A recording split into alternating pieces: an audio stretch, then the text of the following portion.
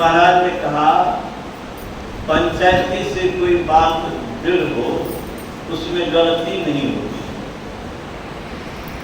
एक आदमी का विचार गलत हो सकता है, संत मत किसी एक संत का विचार नहीं है। आदि काल से लेकर आज तक के जितने भी शांति प्राप्त किए हुए ईश्वर को प्राप्त किए, शांति कौन प्राप्त करेंगे? सीधी सी बात, जो शांत है उनको पाने से ही शांति मिलेगी। मैं बराबर कहता हूं कि आग धधक रही है, उसको पकड़ के कोई शीतलता पाना चाहे तो शीतल हो जाएगा क्या? जलाएगा ना। गर्म चीज जलाएगा, ठंडा चीज ठंडी देगा, और शांत जो है वही शांति देगा। शांत का माने क्या होता है? स्थिर। स्थिर कौन रहेगा? जिसको अभाव रहेगा, जिसको परेशानी रहेगी, जिसको कष्ट रहेगा। कोई सवाल नहीं है, कष्ट में पीड़ा में कोई शांत और स्थिर नहीं रह सकता, वो छटपट करेगा। जिसको किसी चीज की कमी नहीं, जिसको किसी चीज का भय नहीं, जिसको कोई परेशानी नहीं, जो निश्चिंत रहेगा वही अस्थिर रहेगा। ऐसा कौन है? संसार की कोई चीज अस्थिर नहीं है, कोई न अस्थिर सभी बटो ही सत्य शांति एक अस्थिर हो। शांति को महाराज का सबसे प्यारी चीज है, लेकिन शांति देने वाला सत्य स्वरूप परमात्मा ही है और हमारी आत्मा ही है। जब तक हम मन इंद्रियों के साथ रहेंगे और बाहर की चीजों से जुड़े रहेंगे तो अशांति ही रहेंगे, क्योंकि ये अशांत अस्थिर है नहीं। शांत कौन है? स्थिर कौन है? सब चीज बदल गया, आत्मा नहीं बदल गया। शरीर बूढ़ा हो गया लेकिन मन आत्मा बूढ़ी नहीं। तो ये आत्मा को, आत्मस्वरूप को या परमात्मा स्वरूप को पा लेते हैं, वो संत होते हैं। उन संतों के मन में कोई भेद नहीं होता है, वो सब विश्व का कल्याण चाहते हैं। ऐसे जो विश्व के कल्याणकारी, विश्व उपकार हित जो भी हुए, उनका मत है संत मत। और ये संत मत विश्व के हित में है।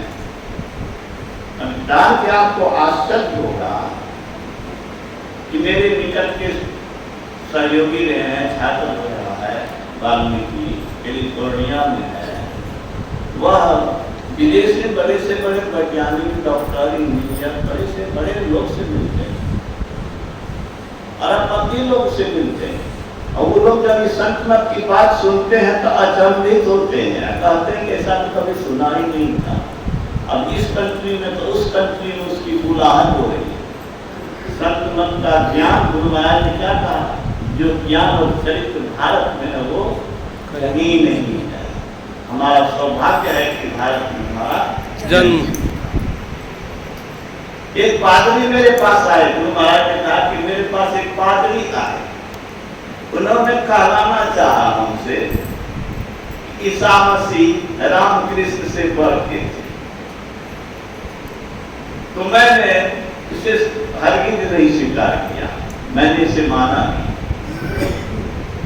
हमारा संत मत विश्व के सर्व मत का जड़ है। बौद्ध मत हो, भगवान बुद्ध, भगवान महावीर, जैन जो भी हैं सभी की साथ आए हैं। आप पढ़ेंगे तो ईसा मसीह भारत आए थे, उन्होंने वेद का अध्ययन किया। आपको मिलेगा कि मोहम्मद साहब भी हिरा की गुफा में ध्यान किए थे। जो आज मुसलमान भाई हमारे कह रहे हैं कि कुरान हमारा आसमानी किताब है, वो खुदा की वाणी है।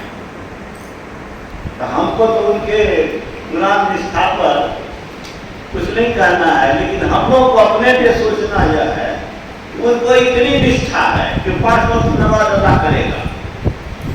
हमारे घर में जो वॉल पेंटिंग करता है, किसी शुक्रवार को काम करने नहीं आया,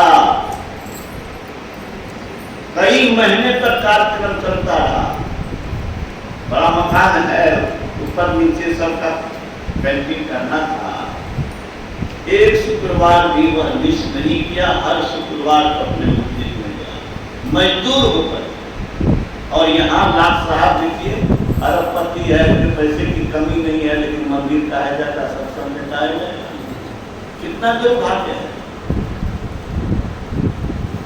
हम लोग सच पूछिए तो अपने सनातन धर्म के कपूते हैं, अपने पूर्वजों पर गर्व नहीं। अभी आप सुन रहे थे कि संत भारत के स्मृतिकार हैं, संत ही संसार भी भारत के अमृत फल है, संत ही सभ्य समाज को प्रकाश देने वाला प्रदीप है। संत के राह से ही चलने से कल्याण होगा, लेकिन संत की बात सुनने वाला ये गिने चुने लोग ही है मधुपुरा में। ये भी नहीं था। ये हुआ कैसे? संत मत की बात सुनते सुनते लोग को जचते गया, बढ़ते गए। पहले तो मैं जब 82-83 में आया था तो उंगली पर गिने हुए 4-5 आदमी पूरे मधेपुरा में।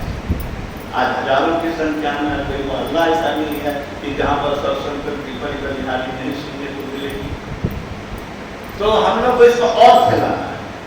हम एक बात और कहना चाहते हैं कि हम आने वाली पीढ़ी के लिए मकान, बैंक बैलेंस की तो व्यवस्था कर रहे हैं, लेकिन भारत की स्वतंत्रता कैसे अक्षुण्ण रहेगी?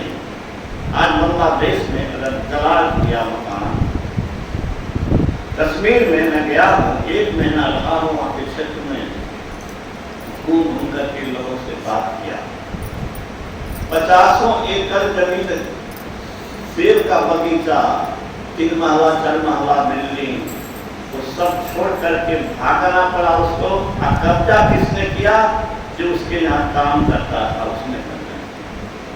गुरु महाराज ने कहा राजनीति अगर ठीक नहीं रहेगी तो मनुष्य मनुष्य को खा जाए। मैं राजनीतिक सेवा नहीं करता हूँ, गुरु महाराज ने कहा। परिवार में 5 लोग रहते हैं, कोई खेती का काम देखते हैं, कोई कोर्ट कचहरी का काम देखते हैं, सबका काम बटा हुआ। मैं देश की आध्यात्मिक सेवा करता हूँ और आध्यात्मिक सेवा से लोग का कल्याण करना चाहता हूँ।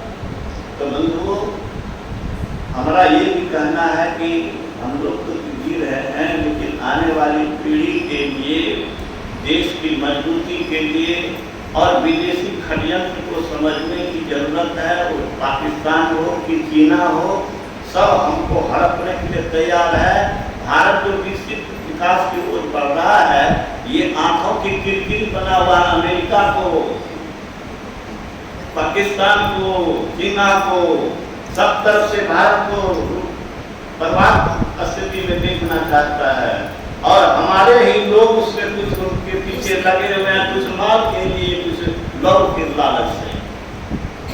अगर मोहम्मद गोरी का साथ जयचंद नहीं देता तो भारत में इस्लाम का शासन नहीं होता। तो बंधुओं, बहुत आने वाली पीढ़ी की चिंता करने के साथ साथ संत मत को प्रचारित प्रसारित करने की बड़ी आवश्यकता है।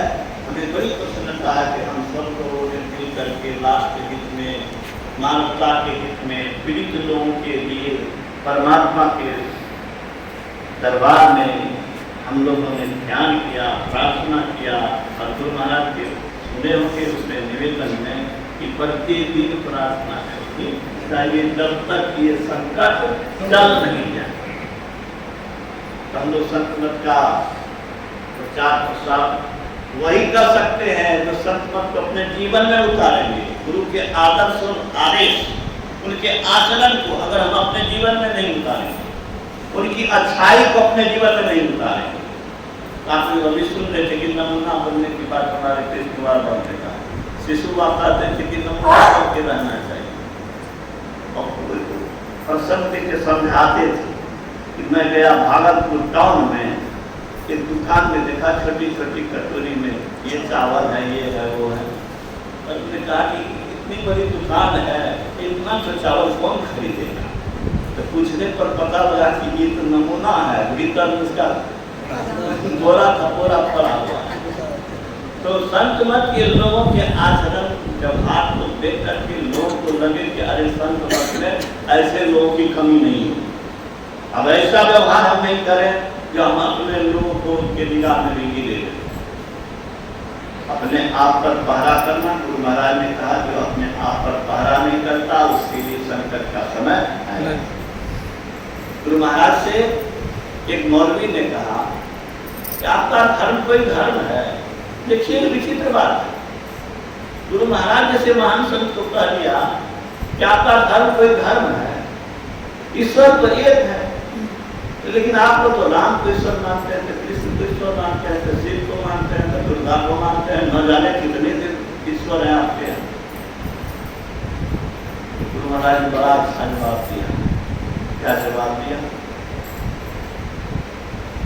जिस्म जवाब यही दिया, ये जिस्म आपका है, जिस्म न शरीर। उर्दू भाषी थे तो उनको जिस्म कहा। ये शरीर आपका है? हाँ मेरा है। कैसे है आपका शरीर? अब ये बता गया तो सारा। गुरु महाराज ने कहा उस शरीर में आप रहते हैं इसलिए आपका शरीर है, इस शरीर में मैं रहता हूँ इसलिए मेरा शरीर है। ईश्वर सब शरीरों में रहते हैं इसलिए सब शरीर ईश्वर का है और सब ईश्वर है। हाँ, अंतर यही है कि किसी की आत्मा सोई हुई है, किसी की आत्मा जगी हुई है। कोई शरीर से बलवान है, कोई शरीर से कमजोर है। लेकिन कमजोरी का भी कारण है। कमजोरी का कारण यह है कि हम लोग मन की बात मानते हैं, इंद्रियों की गुलामी करते हैं। खाने में अच्छा लगा, खूब चूस लिया। रामदेव स्वामी कह रहे थे कि एक बार जो खाता है वह अजूबी का लक्षण, और 2 बार खूब खावे तो जो बलवान हो गए। जो दस बैठ के करता है, बहुत शारीरिक परिश्रम करता है, वो 2 बार खाए, और 3 बार जो खाने वाला है वो तो लोग को बुलाता है।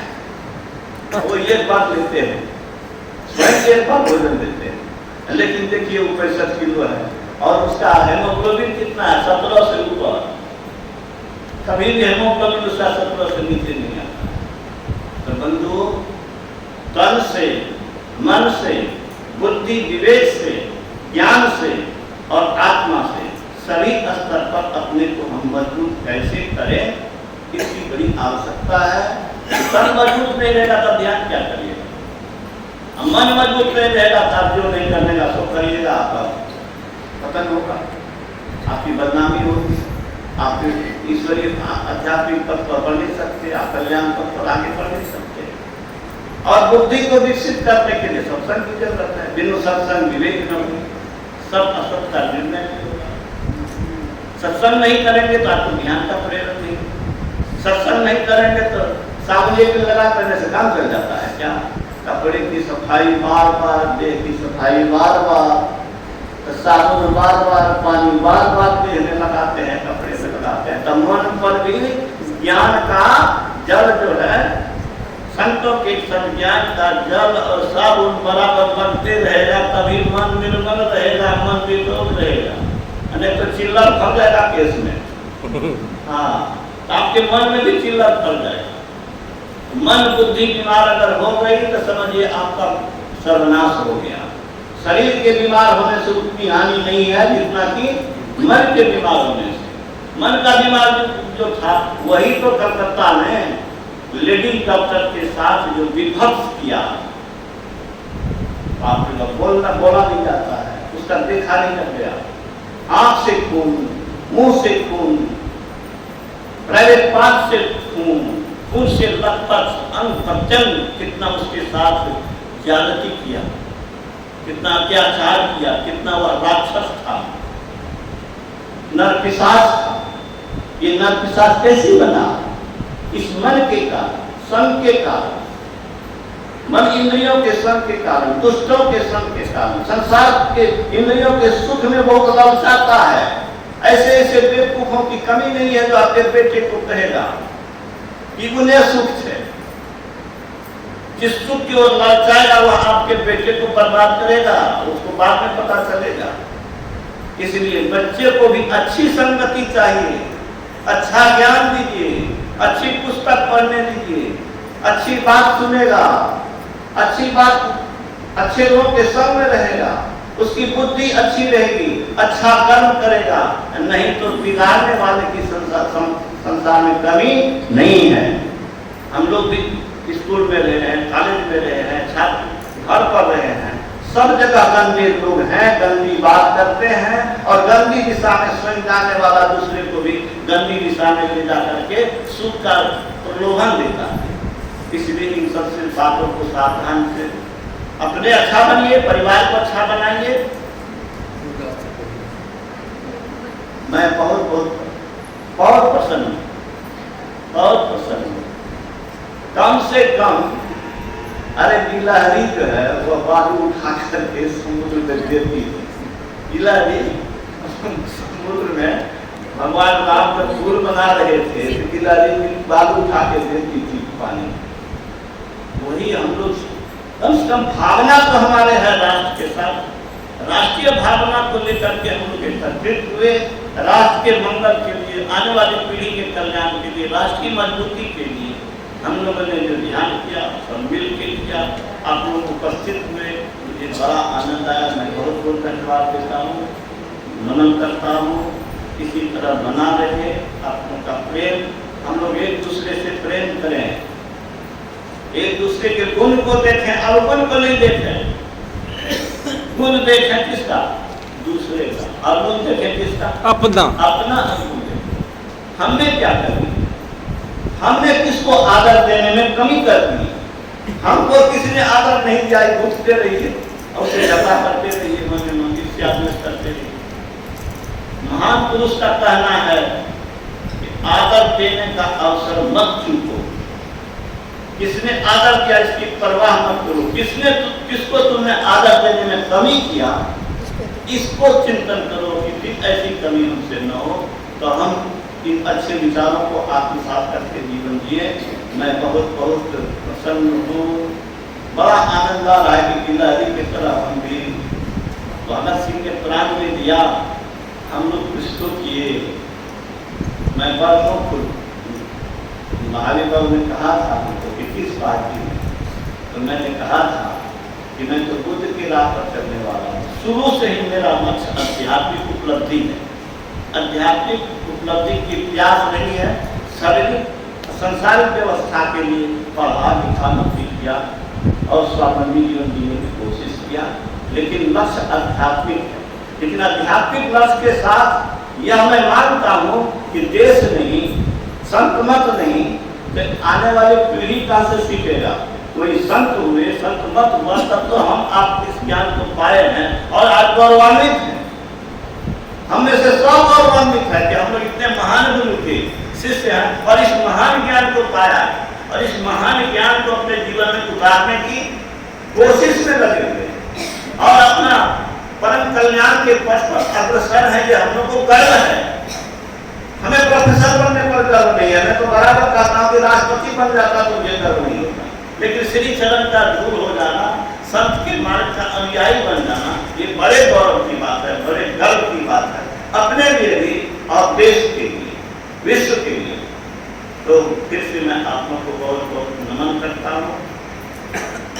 इन लोगों के प्रयास से ये आयोजन हुआ, सबको मैं बहुत बहुत धन्यवाद देता हूँ। श्री सत्संग।